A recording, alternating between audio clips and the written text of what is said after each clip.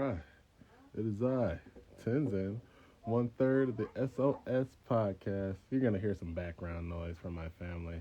But anyway, this was like unexpectedly early. I know, man, to all our fans out there.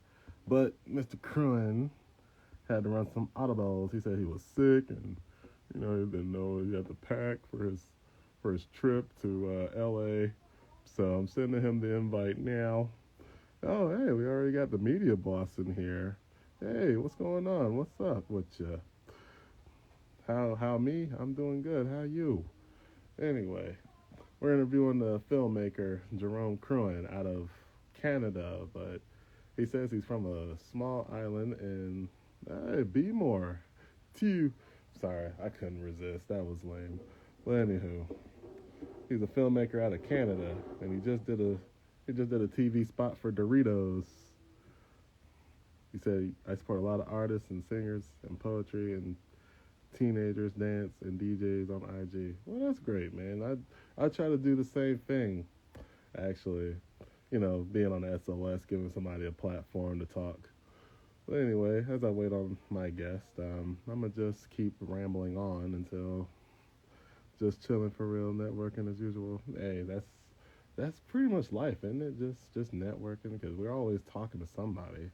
So we're always selling something, whether it's like a friendship or you go to a job interview and you'll be like, hey, come on, please, I'll be a good slave to you, all right? Just, look, you see me in my suit, you see me all groomed up. I mean, even though, wow, man, okay. It says I have connections to people in this music industry business too, get artist and singer and well, that's what's up, man. I mean, all those typos. I feel like, are you a real person, the media boss queen? I'm not sure. But anyway, waiting on Mr. Kruin here. There he is. Let me get him in here.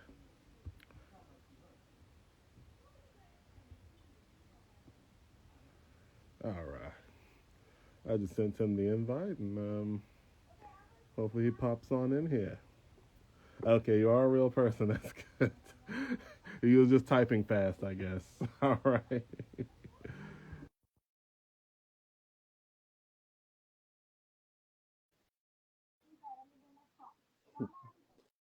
Trying to get him in here. Hello? Yo, Can you see me? yes, sir. All right. I know you can hear me because you just answered. So what's going on, man? What was with all the audibles, man? I know you got an upcoming trip to LA and stuff. Yeah, um I was almost gonna take off today, but some plans got changed at the not the last minute, but recently, so that's why I was able to do this earlier. Oh, okay. Well, hey, you're a special guy because a lot of people have asked like, hey man, can you change this? I'm like, no, but you know what? I wanted to talk to you though. So I appreciate it, man. I appreciate it. Thank you for being accommodating. oh no, man. You treated me so well at Revolt, like donating all that time to talk to me on camera. And now you're donating more time to talk. So Yeah, man. Anytime. so yeah, so I gave the rundown. You are a filmmaker out of Canada. All right. But like you said, you were originally from South America, you said? Yes, sir. And what was that? What was that place in South America again? What was it Uh, called? so So the name of the country is called Suriname. Suriname, and it's a place that 99% of the world hasn't heard of, but it's okay. It's above Brazil, and it's next to English Guyana. And yeah, it's a country. It's it has a lot of space, but the population is really small. It's Okay. traditionally a peaceful country. They're not known. Suriname is not known for anything bad or anything spectacular, so they just fly under the There you radar. go. That's all I do. I like to live on a drama free. Yeah. And So you don't really, let you don't me really answer know Big too John much. real quick. Like, yeah, I had to make some accommodations for Mr. Crowan. Saying he's on a tight schedule. Uh, what what you got going on in LA? You got a film project going? Well, it's not a film project, but it's a commercial project. I'm not, I'm not allowed to say like the brand, Okay, but it is an automotive company. probably. But yeah, I can't say the brand yet in case, I know. can't Yeah, reveal like that. the Yeah, non-disclosures and all that good yeah, yeah, yeah, yeah, yeah. That's the thing. That's the thing. And if it gets back, then they're like, hey, wait a minute here. Specifically, if it's like it's one of those unreleased kind of titles or cars, so they don't, they're very, stuff. Okay, very so you got particular. the exclusive peak. That's some once in a while, once in a while. But yeah, man, what made me want to talk to you so much was like, 'cause I remember during our conversation at Revolt, you said that you were so open minded that like you would even listen to a PR, you know, I mean a PA, a production assistant, Oh yeah, yeah, yeah, for sure, for sure. Yeah. and so I was like, dang, that's really humble, man, because like I told you, like I've been on a couple of sets and I've seen PAs just get mistreated. I'm talking just Ran just through the oh ground, huh? yeah, 'cause I had to work security on some sets, so I just had to watch. I'm like, oh, that's not right. No, I don't know what it is. Like I just talk to anyone the same way I talk to everyone else. So like if a PA is, for example, driving me from like home base to where we're actually filming, because sometimes there's a bit of a difference, right? Like Right. I'll talk to them in the car or in the golf car, and I'll just, hey, I get to meet someone else, I get to meet a young Padawan, a young Obi-Wan Kenobi, and I talk to them.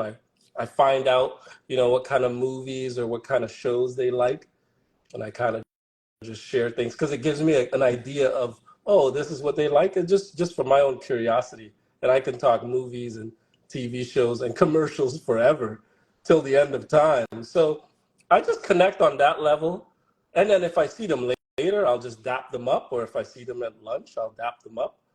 And if one is so bold to be able to tell me something that I didn't see, not necessarily bold, like if they have the time or the Right. space to do it, because sometimes I'm separated from people because we're just kind of in our own world. And if they say something that I notice, or sometimes I hear something in the background, I'll go and inquire. Doesn't matter to me. I talk to So like everyone the same way. Yeah. it's like a PA can come up to me like, hey, Mr. Kruin, and I think I think this. Hey, how's it going? What's up, Fancy? How are you? I just had to do the show a little early. That's all. Sure enough. Yeah. I love you. Love you too. That was my uncle in the background there. I'm sorry. Oh, that's what's up, huh? But Well, yeah, so first like have a I'll PA. stop them. I'll say, "Hey, man, don't call me Mr. Kruin." Huh? Yeah. Okay. You said don't call you Yeah, Mr. Kruin. I'll stop them as soon as they come to me. It's like, "Hey, Mr. Kruin." I'll be like, "Don't call me Mr. Kruin, man. Either call I'm me just a man like Jerome, you. or call me Jay, or call me Rome. Don't call me Mr. Kruin. Now you're calling me like I'm my father." Okay, Rome. So that's Can the I first come? thing I'll do, I can and say then I'll be Rome. like, "So what's up, man?" So I can say Rome.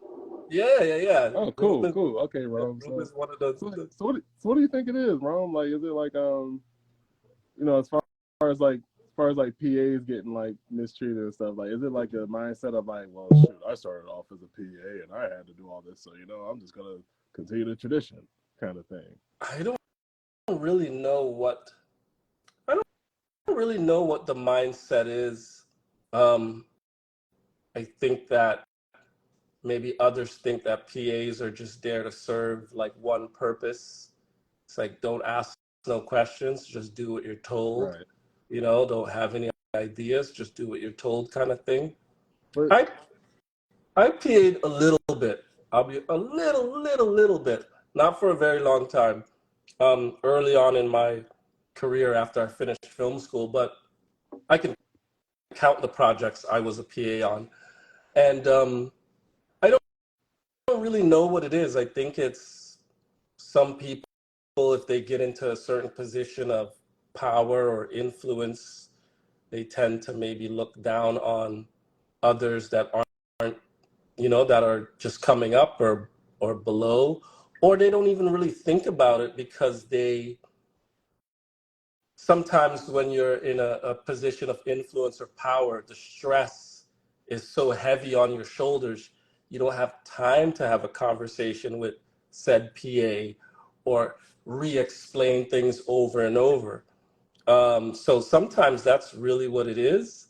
But for me, I just find those pockets, like whether it's during lunch, whether it's in between setups, whether it's on my drive to set, like if someone's bringing me there, I just talk to them, man. It's the same way I talk to my Uber driver or whatever driver. Like I just have a regular conversation, human to human, and then I get to know a little bit about them. I ask them what they do on set. Did they go to film school? I might ask more questions than they ask me. Because they might be, I don't know why they would be intimidated, but they might be like afraid to ask me X, Y, and Z. I mean, and if they do, I just tell the title, right? Like you're like director. them. We tighten up, Yeah. Like as a PA, did you have to deal with personalities like that, like or were you pretty much respected, like Not that I was respected. I don't think I didn't have any. I guess Canada's a little bit more relaxed than the States, I would say. I didn't have it. I don't have any horror stories. Okay. I actually do not. I do not have any horror stories, but I was also very like I'll say like very. I had like a one-track mind. I knew where I wanted to go, so I realized PAing is not for me. I also found out very soon how long it takes for you to climb the ladder from like PA to production coordinator to production manager to producer to executive producer, depending on what you want to do in your career, or if you want to be a cinematographer or a director. So I found out early on when I was a PA, like, wait a minute, this is not for me. So I was like, what the fuck? I gotta lift shit. Yeah. I was like, I gotta get out ASAP. ASAP Rocky. I said, I gotta get out. I said, I am too skinny and I am too handsome to be picking up these camera cases and all this stuff. So I was like, no, I gotta figure out and wiggle my way out of here ASAP. So yeah, I think I was a PA maybe 5 times. And after that, I was out. Not that I like instantly started directing. I didn't do that, mind you, but I was like, no, PAing on set isn't for Jerome Kruin. But I don't know. It's like I was like, let me figure out another way to get to the director's chair. Yeah, it's just so strange me seeing that. Cause I'm just like these guys are like literally the backbone of y'all set, and y'all are just like berating them like that. But let's talk about your film school. Like, where'd you go to film school at? So I went to film school in Toronto. It's a private college called the Trebas Institute, and it was mainly practical. And they have different divisions or sections at Trebas. They have like your film and TV production. They have music production.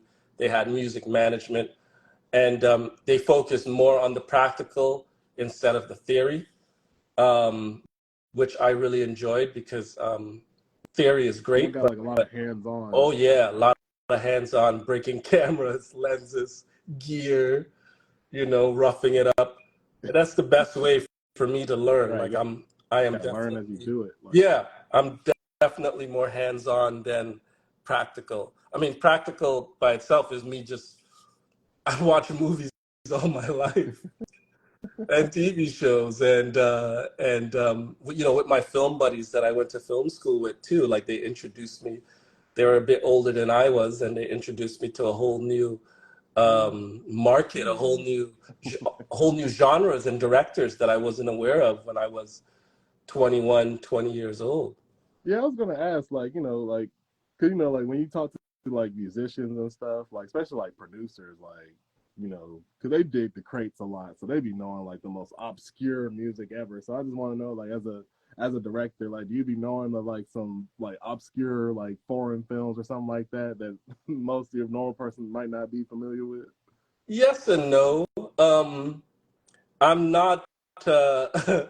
I am a cinephile, but I'm not an extreme cinephile where I know like every movie that came out since the dawn of filmmaking history. That I'll leave that to Martin Scorsese and Spike Lee. But I know enough Yeah, I know enough about film history to know where certain techniques come from, and then to then research that technique from the filmmaker or the filmmakers who either created it, and then the filmmaker or filmmakers who took that creation but made it their own. And there's always a line. Like, I can go from this is so strange. I did something. We love strange around here. Man, I did. I I I I pulled a reference for a shot for a short film that I did in Canada, and the reference is a simple reference. It's like a person speaking on a mic, but Mm. it's a shot in a certain angle and a certain close up, and that was done. Some of my film buddies were like, "Oh, you referenced, um, you referenced this Tarantino movie," and I was like, "Wait, what? I never even seen that Tarantino movie." And long and behold, I end up referencing something else called, oh my God, I can't think of the names right now, The Warriors. Warriors. But what ended up happening is Tarantino also referenced The Warriors. See, So like it just, you know, and it's that's the just a thing, shot. right? It was just a shot. It wasn't even a sequence, but Was it? it's just, I know enough Um, about film I history mean, that I'm I actually can familiar trace with the back. Warriors. So, like, are you like, was it like the "Can You Dig It" scene? Like, was that the kind of angle you was doing, or like what? Well, no, it was literally just a character speaking on a mic, and it was like very close up. But the way the Warriors is shot and the way I shot it, I kind of mimicked that style. But I wasn't even. It's so funny. I wasn't aware that so many people referenced that scene before. But anyhow, back to your point, I just know enough about film history that I can trace back its roots. Like I could always find out where a technique comes from. But half the time, I don't. It doesn't matter. I just use whatever inspires me and whatever I think fits the story that I'm telling. But I don't know that many obscure movies. More than the average person for sure. But I'm always digging in the crates, to find something from South Oh, okay, yeah. Korea or. I figured you'd be one of those guys who'd be like, "Oh yeah, this is a film made in France back in 1938. It's silent, you know. And it's like there's like a woman just smoking a cigarette, and it'd be like Finn, you know, like, and you're like seeing that running down your eye, like, No, you know. I definitely know more than the average like film person, but I'm not gonna go back to the 1930s. That's tough. See, and I David think Muse says that you know your film history, like, I think my film history starts more in the 1970s, even though I wasn't even born then, but the 1970s really. And then sometimes when you start tracing some of the origins and the inspirations from the 1970s, then you get into like French New Wave, or you get into like gangster movies from the 1930s or musicals from the 1950s. So you see a lot of the techniques carried over, remixed, revised, remade, polished up in the 1970s. So I think more I'm more inclined to know a little bit more about the 70s, and then 80s and beyond. I'm good. I know. I okay, yeah, and and it is. I actually do one more Oh, thing. I do like watching older films by like prestigious filmmakers, because you just see the brilliance in it, and mm, also filmmakers of today, we don't go back as far. Like they don't always go back to watch like Hitchcock or John Ford movies. So sometimes I do like to watch those movies because they're very inspiring, and they use different techniques that we don't use as often nowadays. yeah, 'cause I was gonna say like so, I watched a couple of Kubrick films, and I was just like, man, these are pretty dope. Like, but like, but as far as like a technical and like, like I'm gonna need someone of your repertoire to like talk about some of the technical ends. But Well, I think what was it, like The Shining or something like that? Like I know they said that was very seminal in the way he shot it and whatnot, and well, also 2000 Space Odyssey. That was yep. probably one of the standouts to me. well, well, you mentioned Kubrick. Kubrick is I always have this thing in like cinema. There's more than 10, but there's about, I say, like 10 filmmakers that every other filmmaker always has in their back pocket. and Kubrick is one Yeah, of he's the very 10. seminal. Yeah. He's one of the 10, just like Spielberg, right? Mm-hmm. The 10. And his film catalog is not even that long, like, meaning he doesn't have Right. that many films. He has about, I think, 9 or 10. But the attention to detail and the being able to pull the performances from his actors using new technology in different ways for the time that he was a filmmaker, a brilliant filmmaker. Funny enough, I even had I think my film buddies had asked me one time, if you could remake a movie, what would it be? And I said I would want to remake a Kubrick movie, and it's called The Killing. The Killing. Yeah, it's a little known movie. Not many people Yeah, I'm. know that Kubrick movie. It's a heist film, and I believe it was in the 60s. It's black and white, and the heist, you see it from 4 or 5 different points of view. Mm-hmm. So you'll see it from the getaway driver, you'll see it from the stick-up man, you'll see it from the bomb expert, so on and so forth. And man, some of the shots that Kubrick did in the 60s, like 67 or 68, it blew my mind. And it's not anything like crazy. It's not like the movies he's well known for, like Clockwork Orange. It's before that time.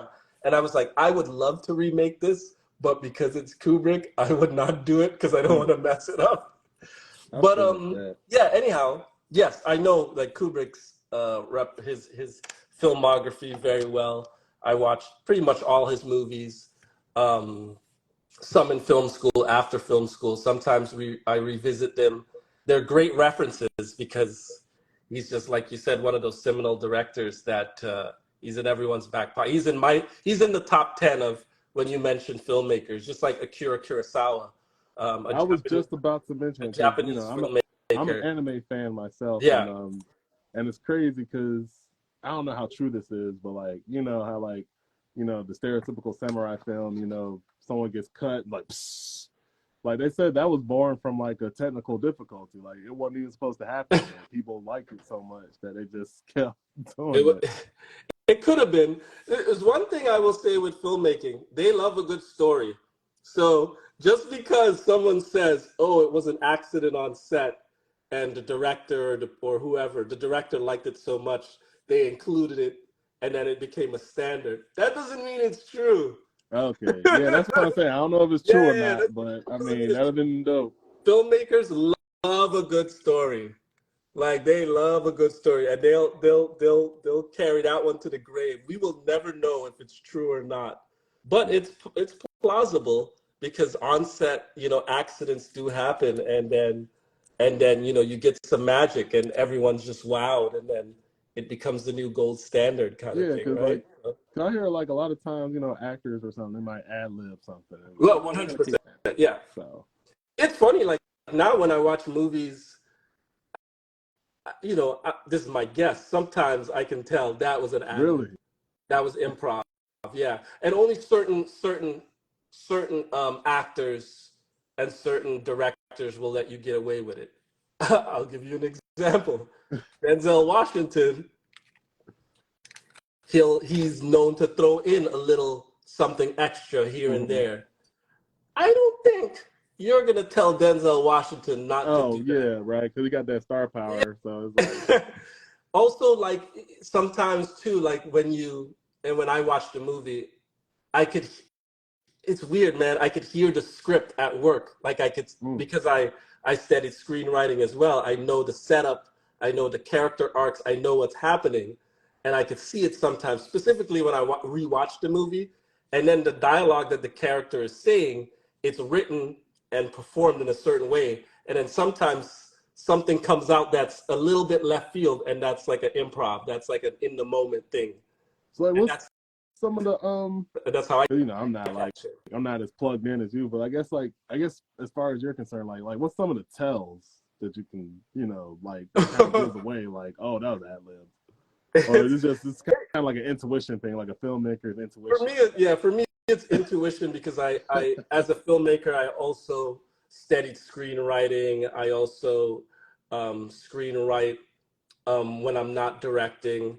So I know like story setup, dialogue, character development, and I could listen to I could hear how the dialogue is being performed. And each writer, whether they know it or not, they have like a DNA in their dialogue, Now, and hold on, some, like explain that, break that down. The DNA in the dialogue.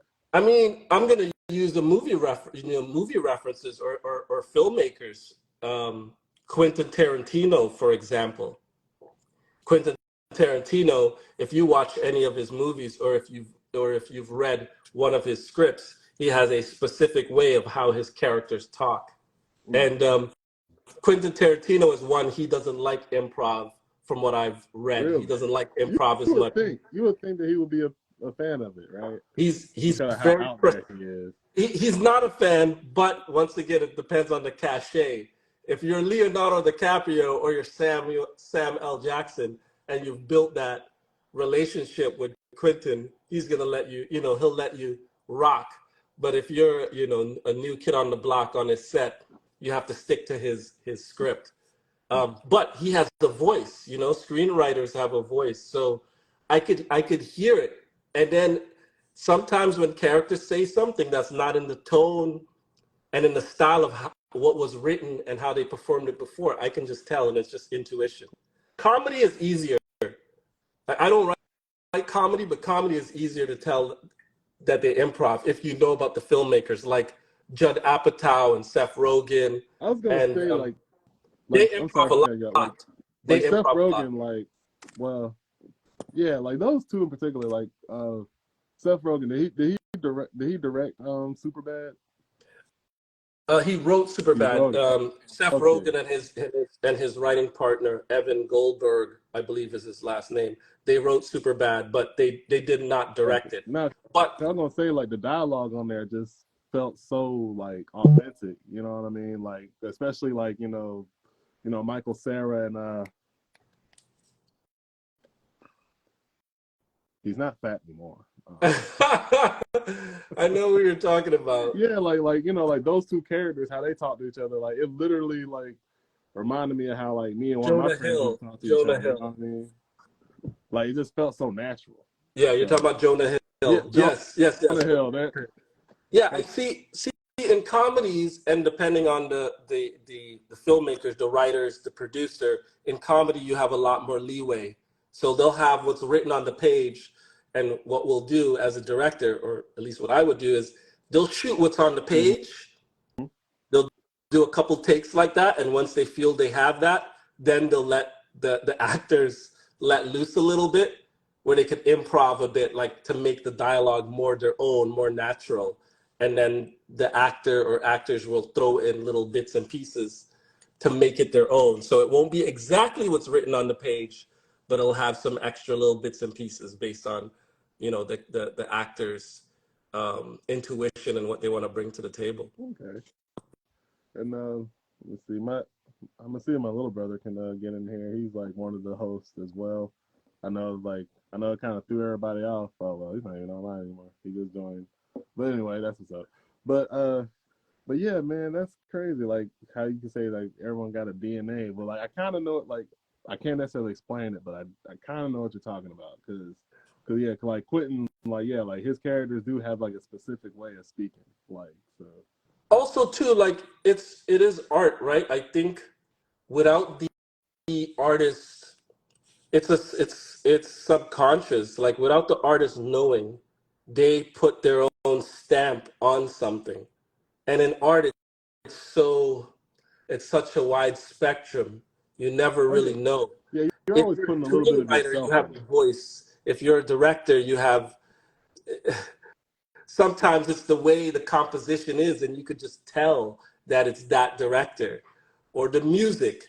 I mean, think of music producers. Think of Mm-hmm. um, Timberland or the Neptunes or Teddy Yeah, Riley, you can name or some good I mean producers. even the new guys, Hit Boy. They all have this little signature. They like Mm-hmm. to use a certain drum pattern, a certain hi hat, the way the bass We was comes in, literally so talking about that last you week. could Like see like it. different producers having like that sound. Like I can Yeah, tell it's them.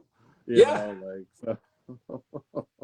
yeah. For for sure, and filmmakers are the same way. They have certain signatures that they do, you know, and it's just what they like. I mean, man, I mean, we spoke about Stanley Kubrick. Stanley Kubrick is, you know, one where it's, you know, you could see, at least I can, it's a Stanley Kubrick movie. Even though he switches genres a lot, but it's Right. just his composition and also how he decides to tell his stories and what he focuses on. You know, his stories don't usually have a lot of happy endings per se. They usually deal with a bit more of like the darker undertones of the narrative, the characters. But yeah, also that like comes down to the cinematography as well, the Yeah, it's lighting, usually the the lenses they cinematography because use. I remember that blood and shit coming down You and the shining. I was like, man. know? And like, For mind you, sure. like, you know, I didn't. Well, I don't do too well with horror films, but it's just like, look, bro. Okay, I haven't seen the Freddy Kruegers. I haven't seen, but yeah, but something about The Shining, I'm just like, yo, this is creeping me out. Like, Yeah, and it's more it's interesting with like horror too. I'm not the biggest I watch horror movies, but I'm not the biggest fan, but psychological horror to me is way more has way more substance and stays with you longer because what the mind doesn't what the eyes don't see but the mind mm, thinks is there is way more horrifying than what you see on screen. So you know, going back to Stanley Kubrick and The Shining, he is and he was a master at using that psychological horror and to really engross the audience, the viewer, into the story and make it stick with you even after you finish watching it, whether yeah, it's like like seeing Jack iconic. Nicholson frozen, like Yeah. I was like, Yeah. that was in my mind forever. Like, For sure, for sure. And then you mix that just with like iconic like set pieces and iconic imagery that like how he shot certain things that filmmakers later on have tried to recreate, you know, and that type of style. So and yeah. that Big John, he mentioned Jordan Peele. So would you say that, like, from looking at Jordan Peele's films, would you say that he was probably a Kubrick fan, or at least knew of him at the time? 100%.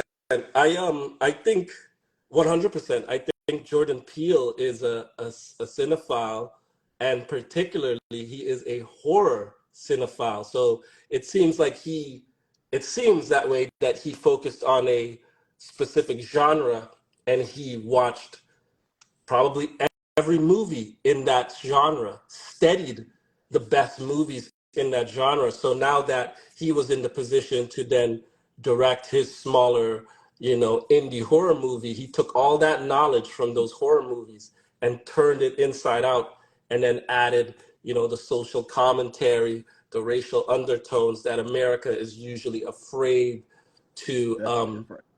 to showcase, but he did it in such a clever, unique way, and it was just undeniable.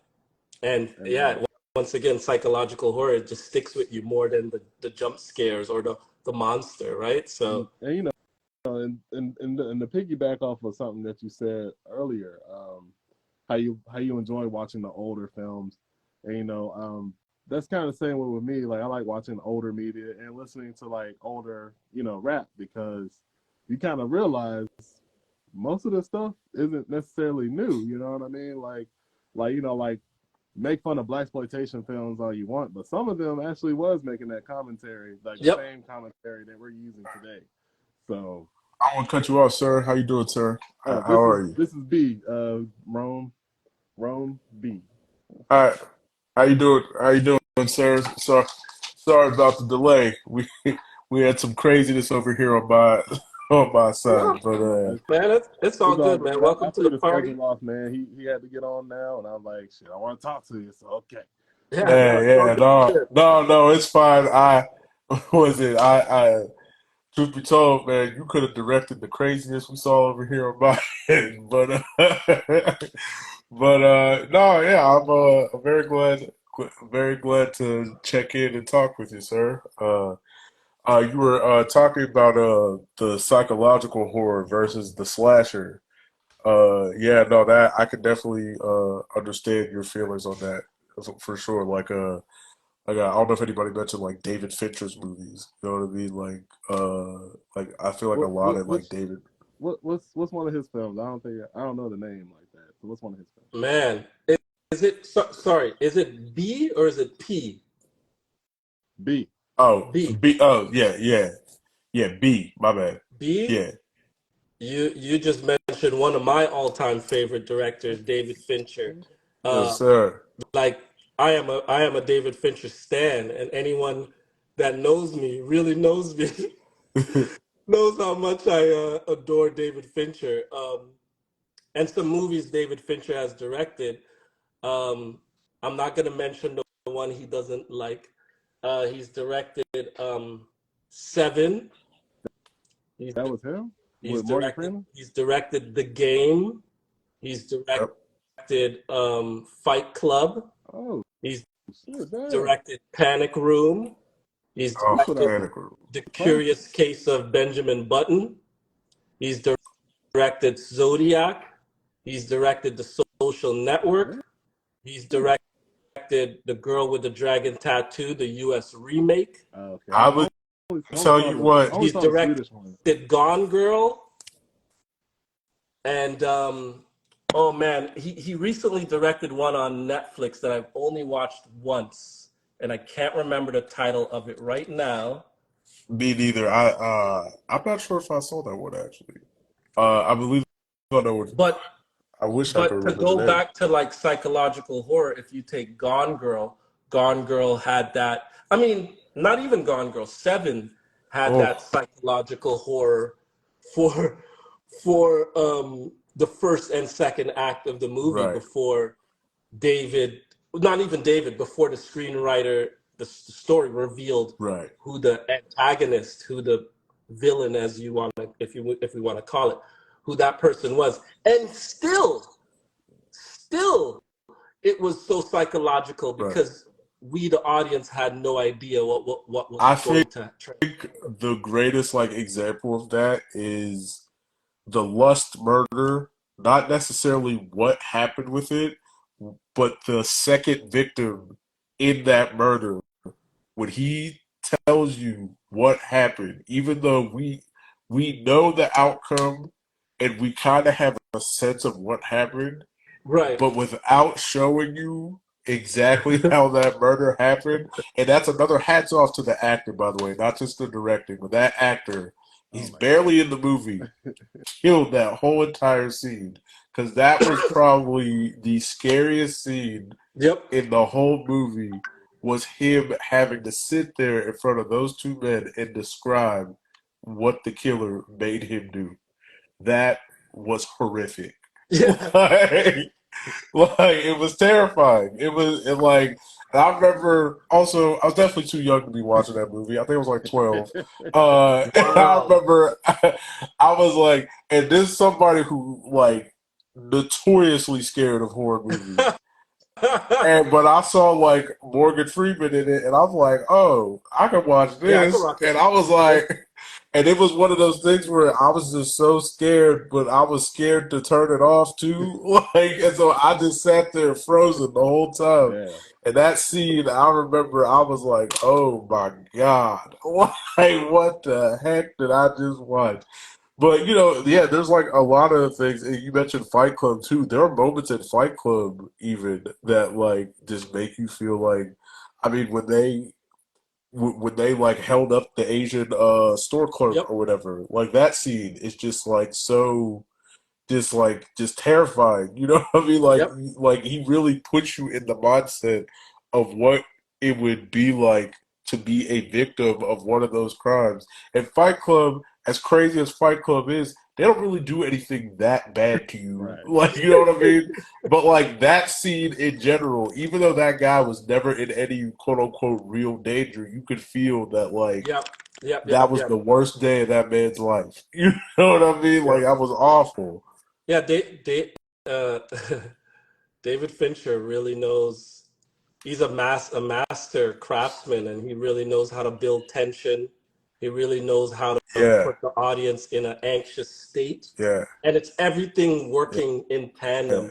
yeah. It's everything. The music is so important. Oh, Of course, the acting, the cinematography. So, so yeah, everything just working in tandem yeah. to put you in that Right. uneasy Well, feeling, yeah, and it worked. even you mentioned the Girl with the Dragon Tattoo remake. That movie was terrifying to me. Yep. Like, and I didn't even watch that by myself. I watched that with my mom when I was in high school. Like, I don't know why she wanted to watch that movie, but she turned it on and she checked out halfway through. She was like, "Ah, I'm sick of this. What the hell is this?" But I I was I haven't watching watched and the it was. American one. Have any of y'all watched? Did y'all watch both versions Well, or? see, I never knew there was a Swedish version. I'd Oh, only seen the American with Daniel Craig.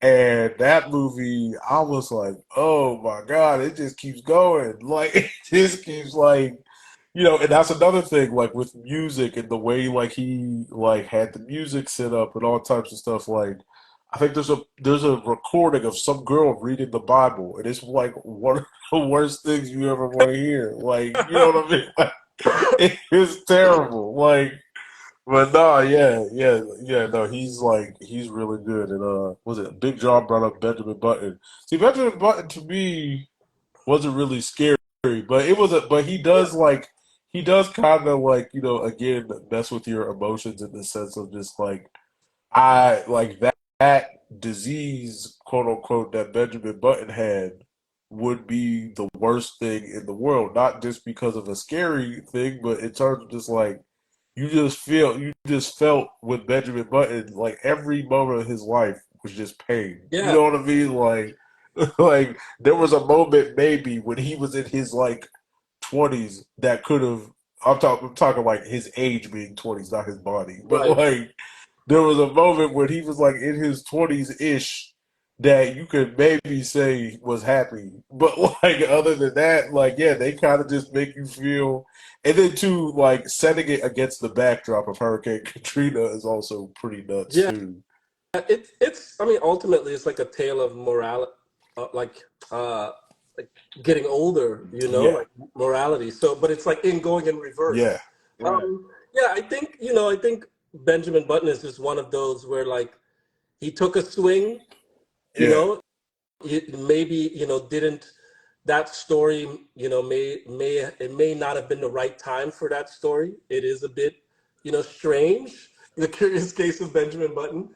It's an oddity, Yeah. but I mean, but I enjoyed it's it though. with anything else, with everything, art included. Yeah. You're not everything is going to be a home run all the Right. time. Not to say that Benjamin Button wasn't a home run, but perhaps maybe not his best work. Right. It Um, got Taraji an Oscar, didn't it? yeah, I believe so. Yeah. I believe it got her a best what I is it, think supporting supporting actress. actress Academy.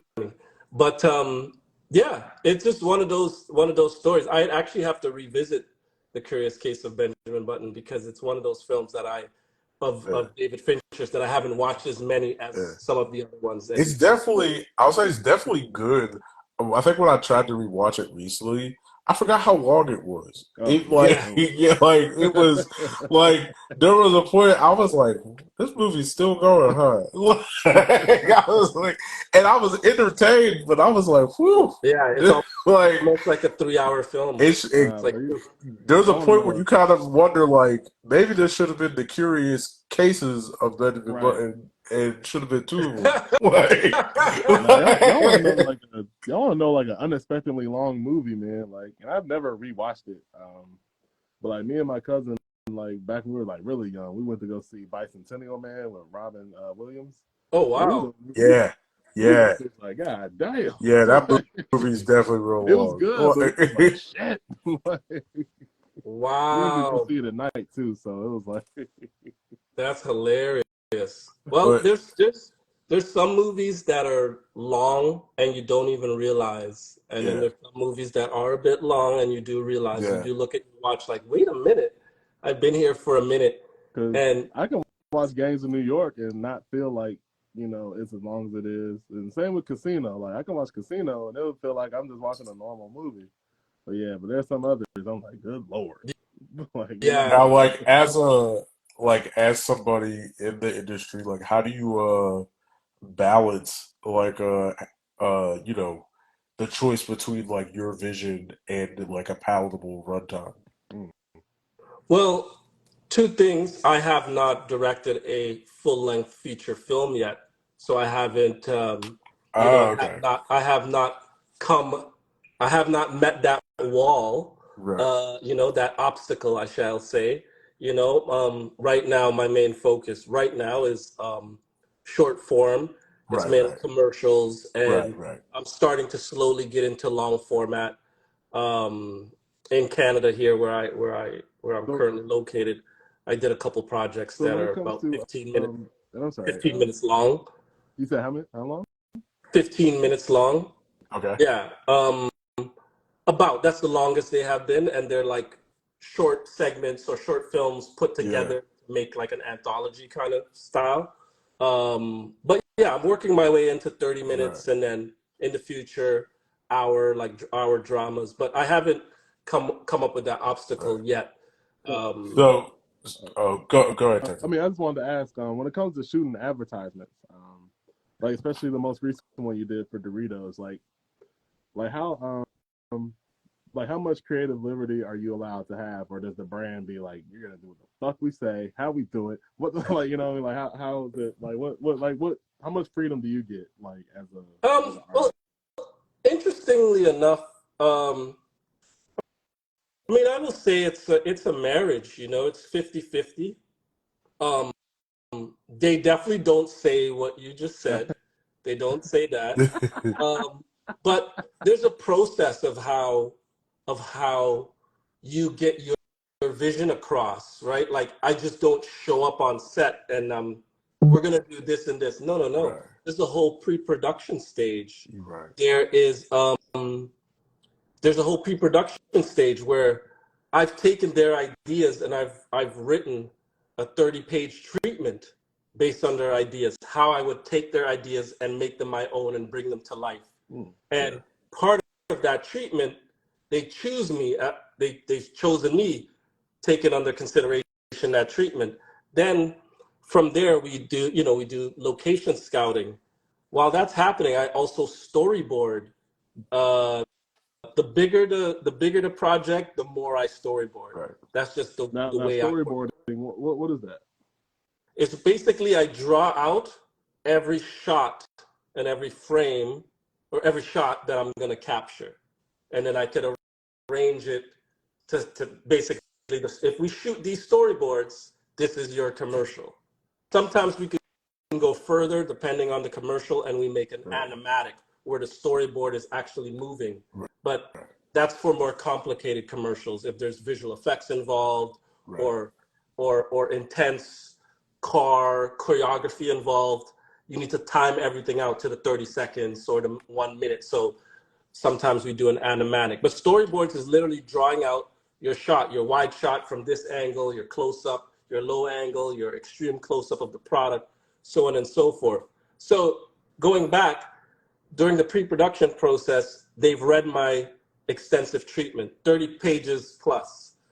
Um, while I'm location scouting, they're seeing pictures of the locations. When the locations are chosen, throughout that time, I'm storyboarding, and then I revise the storyboards to fit within the location.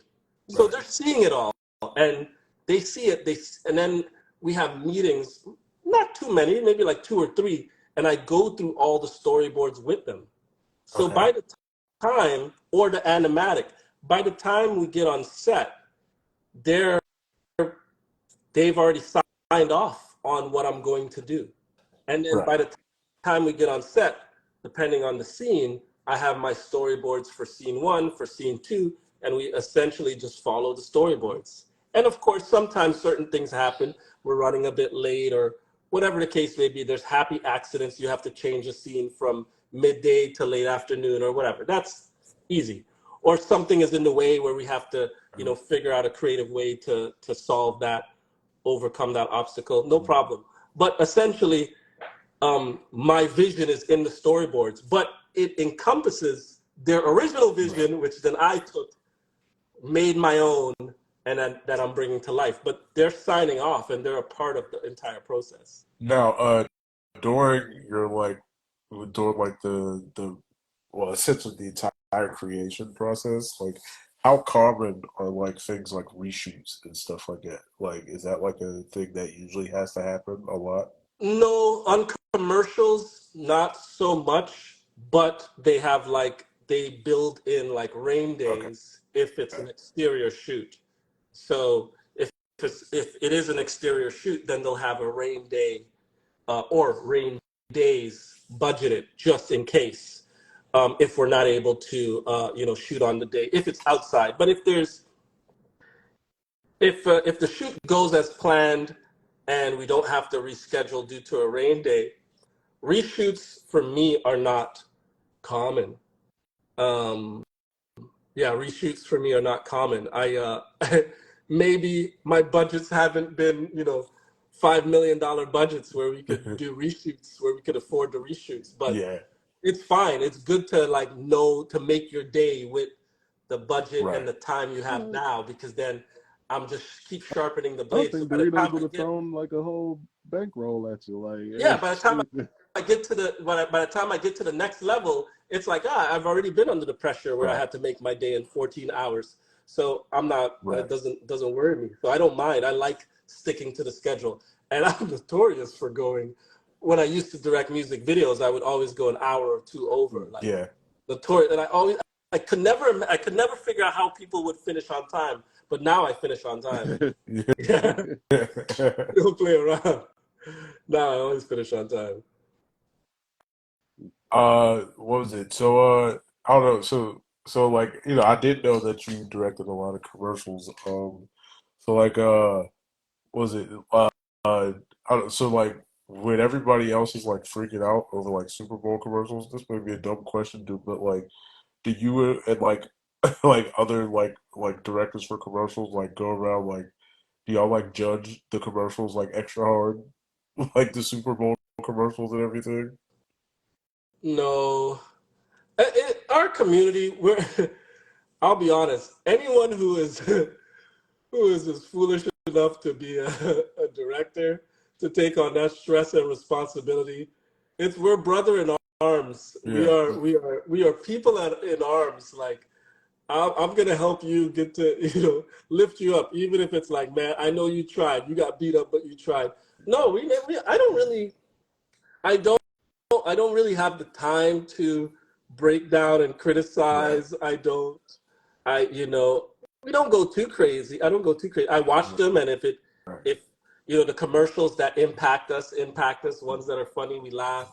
Right. But no, it's like, man, like when I see a commercial, specifically Super Bowl, Yeah. depending on what it is, not all, but some, the amount of time and work and preparation, Hmm. production, and then post production that went into it, it is a lot of work, and nobody sees Yeah. that, right? You just see the end product. And Right. I know the process. I haven't directed a commercial that's aired in the Super Bowl now, but I know the process of how it works Right. from beginning to end. The pitching stage, the writing stage, staying up all hours of the night, repitching. You're going up against multiple different directors who do the same thing as Right. you, if not better sometimes. So I know the whole process. So by the time you actually made your Super Bowl commercial, and yeah, Right. congratulations, because it's hard. It's not an easy thing. Yeah, I'm not kicking nobody for if it wasn't funny or if the comedy didn't resonate with half the people, the viewers watching. Because sometimes the Super Bowl comedy is like, or the comedy in the Yeah. commercial, you're like, wait a minute. But comedy is Right. is really tough to gauge. What's funny for me may not be funny for you. Right. So Yeah. Yeah, you, and you're you just catering to millions at that yeah, point too. So it's like, yeah. you gotta throw it out there, and Right. if it sticks, it sticks. Right. Right. But yeah, we don't really criticize. We don't really break it down like that. If anything, if I see a commercial in the Super Bowl that I like, yoink, let me put it in my database so I could analyze it and I know. like, oh man, like who directed this? Who was the DP? I was like, ooh, I really Yeah. like this technique they used. Whether it's comedy or whether Right. it's some sort of new AI technology, robot camera Right. technology, whatever the case may be. I do that more than and then I'm like, wow, the amount of work this took is Yeah. crazy. Like that's That's where my mind is at. Well, it's kind of like a weird thing too for you guys because like if a commercial doesn't really land, people more so blame the brand than they do like you guys. And but then unfortunately, it also works unfortunate the other way because like if a commercial really hits, like the company's not really like giving you guys like the props. You know what I Right. mean? Like so, I can imagine like Like that's we probably thought of it. hard. Yeah, like you know, like for instance, like I'm kind of happy that whoever directed that what was the one commercial, the truck commercial for the 1 year with the Martin Luther King controversy, where they were playing his quote during they played a Martin Luther King quote for like this one truck commercial, and I know a lot of people got mad. Like, I I can don't know that. imagine, like I can imagine the director of that commercial was probably happy that not everybody knew his name on that one, what but what then was that one you, big Super Bowl commercial? It was like a pug, but it was like a baby, and it was like There's so many. Like, I mean, yes, usually it happens in movies a lot, but usually, the director gets a bit of the blame because people know the director. But right, commercials, it's a team effort. I mean, movies right, are as well, but I think for movies, people know the director so much more. Specifically, if you have if you've built that cachet like a Jordan right, Peele, so everyone's gonna say, "Oh, this latest Jordan Peele movie was whatever," or "It wasn't as good as his last one." But with commercials, right. I mean, it's not like it says directed by Jerome Kruin at the bottom so that you can tell that it was Yeah, me. So you won't know anyway. You have to dig right, deeper, like who directed this, and you have to really do a bit of homework. right, You have to do your Googles to find that out. So, right. but if you see the brand, it's easy to attack the brand. Like, oh, Yeah. that was a crazy water. I'm not naming any brands. for the That was a crazy water commercial. That aqua was crazy. Like that was foolish. You could say Right. that, but yeah, normally you don't throw the director under the bus because you don't know who did it. Yeah. No, yeah. So you were talking about like potentially like trying to work your way up to I think you said like half hour or full hour dramas. So I don't know if I misheard you or not, but like so did it sound like you were saying you would more so want to go towards like television or movies or Yeah, I mean, what's interesting is in when I went to film school, I always the end goal is always to make feature right, films. I mean, ultimately, even prior to that, is just to tell stories from my perspective right, and unique or interesting stories from my perspective that I at that time didn't they weren't told. mm, So I always wanted to tell the story. I never thought, originally it was only movies, right. but as I got older and as storytelling and TV storytelling, I'm not going to say it changed, but it evolved in a way where they attack, or how do I say, not attack, Yeah, they cover different subject matters than right, feature films don't do as often right. anymore, and it's a bit more diverse in TV. mm. I started falling more in love with the 1 hour dramas over the Yeah, last 10 Yeah, years. because like the narrative gets fleshed out as much as it needs to be. right, Yeah, I right. still love feature films, don't get me wrong. Feature films is still my first love, but I also really like the idea of being able to tell the narrative, Well, in a 10 episode arc, right. being able to see the character and character arcs, Well, being able to follow the main storyline, aka the A plot, and then right, seeing how the subplots interweave right. into the main plot and how they all collide at the end. Well, it's So, like they really refer to it as like oh my bad, I'm sorry. They like refer to it as like what do they call it? Like I think it was referred to as like prestige TV, like this era that we kind of have lived in for the past. I don't know. I want to say like it's what like maybe like the 2010s, like they call it like What prestige what was the TVs. it what's the started definition of before. I that? think it Hold on. started in the mid 2000s Okay. with HBO, with Yeah. shows like The Yeah. Wire Yeah. and The Oh, that's Sopranos and what prestige Oz, means.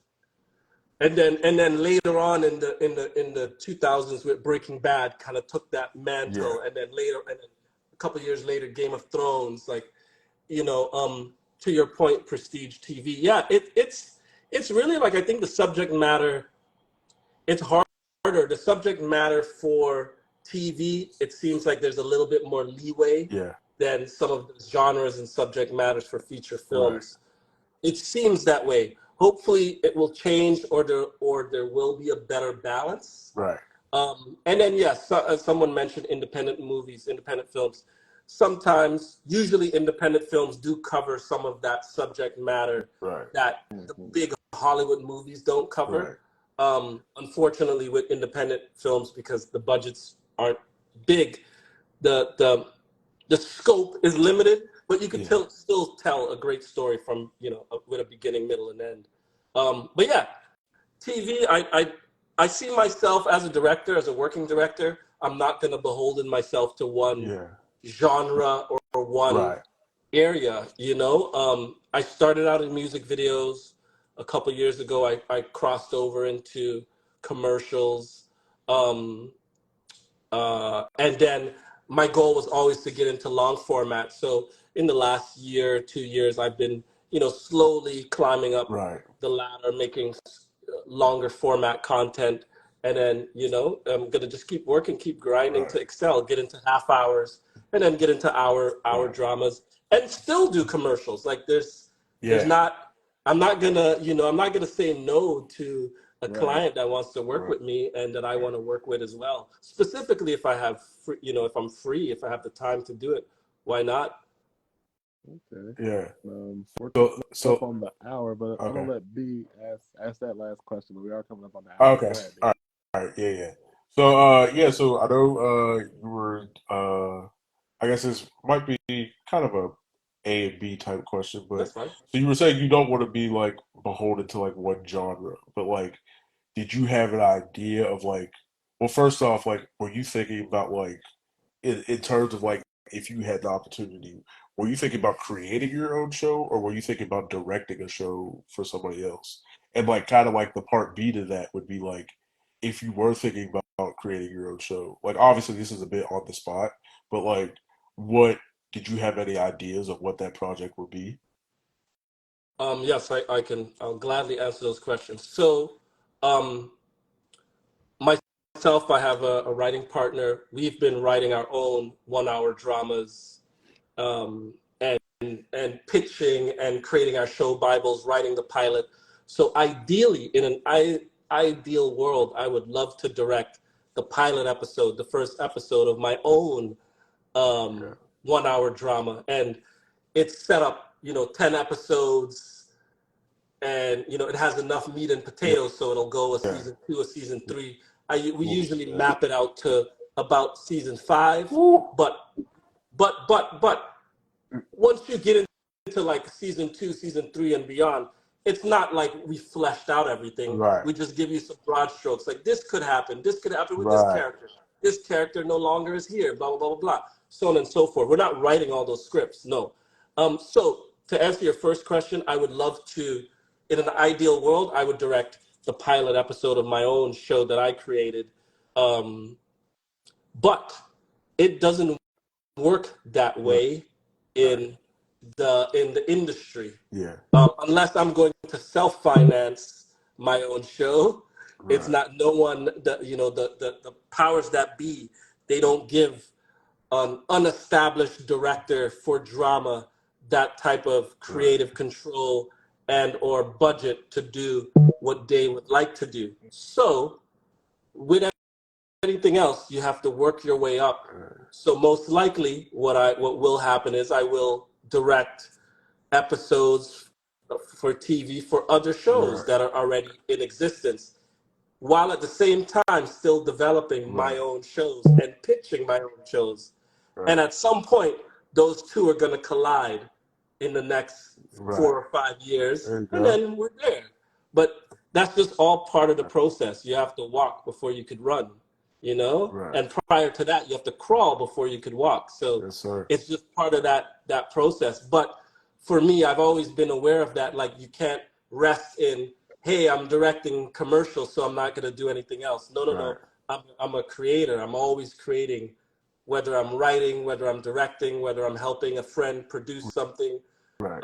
whatever the case may be. So I'm still creating my own, and then for me, I'm just gonna have those two converge. So by the time I do a couple, direct a couple episodes, meet more, Right. meet big producers that I can talk to. They say, "Hey, Jerome, do you have an idea? Like, we really like your style, or we like your attitude. Like, why don't you pitch something to us?" I was like, "Well, are you ready?" Then Yeah. then I'll be able to pull those out of the bag. But they have to be so good, and they Right. have to be in shape that they're undeniable. Not undeniable that they're going to give you the money right away, Right. but they'll take you serious. Like, you have a pilot script, you have a show Bible, Right. and the pilot script is tight.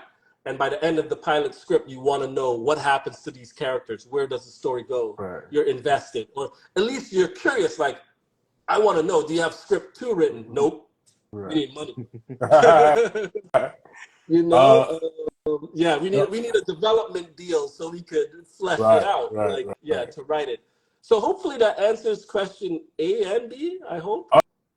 No, yeah, a bit. I was, what was it? Without, I didn't want to make you spoil too much. I was just wondering, Oh, like, what? sorry, if I had, yeah, I can't let the cat out of the Yeah, I bag, was about but to say, yeah, but I didn't but want you to spoil nothing so or I'll anything. Yeah, I'll give you a couple things. Like, man, this was a story that evolved over the years, but I'm not gonna give you the right. whole spiel, but there's something that I have lived with for a long time, and it has to do with our ancestry, Okay. and it's the genre. It would be a fantasy drama where a ancestor of ours, and you know what I mean when I say ours, Yeah. comes to life in present day, and that ancestor has to help their kinfolk defeat some evil force that has Yeah. been unleashed in the world. And imagine Buffy the Vampire Slayer meets Black Panther. Okay. I know it's a weird No, combination, I but like it. I it's like it. We it's need more black supernatural yeah, stuff. it's different. So that's one thing that I've been flirting with for Yeah. several years, that I've written, that I need to Yeah. rewrite. Yeah. And when I tell that the proper pitch to someone, if Yeah. their eyebrows start to raise, because everyone is looking for that next Yeah. Buffy the Vampire Slayer, but with a diverse Yes. cast. Yeah. So that's one thing. I mean, I there's something else that I've had for a long time, and it's in the spy espionage genre. I love that. I Yeah. am a huge James Bond fan. I Okay. grew up watching James Bond and other spy movies as well. And myself and one of my writing partners, we came up with a really cool um, espionage Yeah. spy TV show, which it doesn't have similarities to James Bond, but it wasn't, the DNA came from Yeah. James Bond, but Yeah. we remixed it completely, and made it our own. Diverse cast as well, but aside from that, there's also very relatable female characters that aren't your typical female characters that you see Right. in these type of movies. They usually are like the person you need to save, not an hour story. Yeah. That's another Yeah. one. Is he And like a then the damsel, last, a femme fatale, or yeah, like a Black yeah, Widow kind of thing? Yeah. yeah, like Yeah. femme Damn. fatale. Because Yeah. I always thought of this. Imagine this, and I'll make this quick. James Bond is a man, and he doesn't really do any disguises. And even if he does, he's still a man, and he usually plays like the tough guy. Right. Okay, now let's take a woman who has the same capabilities as James Bond, but she's able to play femme fatale. She's able to change her appearance. She's Yeah. able to be vulnerable when she needs to be, when the Right. character needs to be. She's able to be strong. She's able to be a mother. You have so much more range Yeah. than just being the stoic, I'm going to save the world every single time. So I took the other approach to give ourselves more options, Right. because there's so much more layers you could play with. And then the last thing that I'm really passionate about This is so crazy. It's I I've always had a fascination in movies and also in real life with kidnap and ransom stories.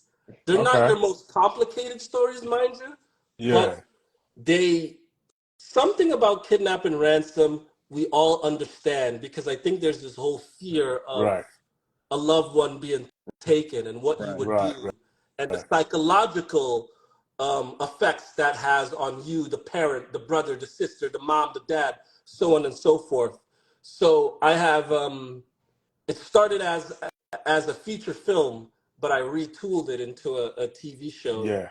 and it has a really strong arc, Right. and it has to do with kidnap and ransom. It has to do with immigration in the United Ooh. States. Mm. There's a really good cause and effect, and it is a mystery similar to The Girl in the Dragon Tattoo. It has the mystery where you don't quite know what's going on until the last two episodes Yeah.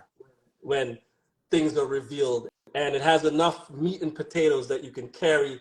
How do I say this? Each season is its own contained story. So Okay. season one wraps up. Some of the characters who make it past season one will carry on into season two, but season two will be its own brand new case or Yeah. cases. It won't be set in the same location Yeah. as season one. So yeah, so I have a couple of things in the heating up, Right. but it's a process.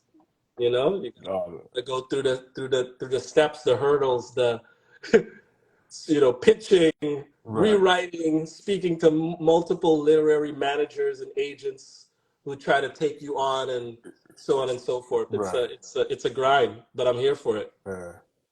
Well, I can say, even though I have no power at all, I would love to see all of those shows. Those shows sound Me absolutely too. amazing. Me too. Well, Rome Kruin. I like saying your last name. Anyway, go ahead and give yourself a little outro, man, and thank you once again for donating over an hour of your time to the SOS podcast. Little old us. Like, Oh, well, to the SOS podcast and to the listeners now and later on, thank you guys for having me. It was a pleasure. I can talk about movies, visuals, TV, art, directing, screenwriting forever. I'll be honest. I do this with my film friends. I do this all the time. I do this with my PAs on set. I do this with my cinematographer, with my producer. It's the same thing. I've been doing this since I was 14 years old. No, that's not true. I've been doing this since I was like 7 years old to my sisters. okay, But then as I got started in the older, to small. my classmates. So it's the same thing, man. It was a pleasure. Yes, sir. I'm here if you guys need me. You could follow me on my socials. Yep. It's anywhere at Jerome Kruin. My website is jeromekruin.com if you want to reach out. Ask me anything. I will answer in a timely fashion. And Yes. once again, pleasure to be here. All right, Yes, man. We sir. got to have you back. Yeah, yes, sir. Definitely. Don't be a stranger, man. Whatever you want to, just come on Yeah, through. man. And tell all your friends, your PAs, and all that. Tell them to come through too. We're glad to have them as well. We'll do it up. We'll do it up. Yes, sir. All right, Thank you so much. All right, all brother. right. Thanks everybody for Later. joining. Peace, everybody.